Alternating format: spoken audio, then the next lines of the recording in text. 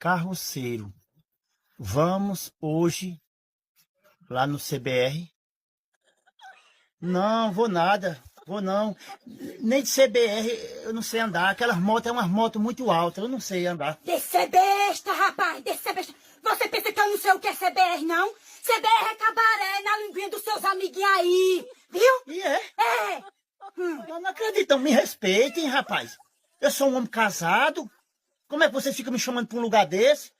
Poxa, eu sou um homem de família, rapaz. Eu não vou nesse lugar, não. Tem minha mulherzinha aqui. O que diabo eu vou fazer nesse lugar? Isso é para quem é solteiro. Ou câmara sem vergonha igual a vocês. Eu mesmo não vou nesse lugar, não. Oxê. Mas e aquela promoção de 2 por 150? Ainda continua? Aí, tá vendo? Ai. Tá vendo que você sabe? Que você sabe onde é? Me diga Não, onde é isso aí, não vá. sei não. Eu fui falar... Eu fui Foi terminar, falar o quê? Você foi dar indireta pra eu ele. fui terminar o vídeo aqui. E terminar o vídeo Sei aqui, não, seu filho da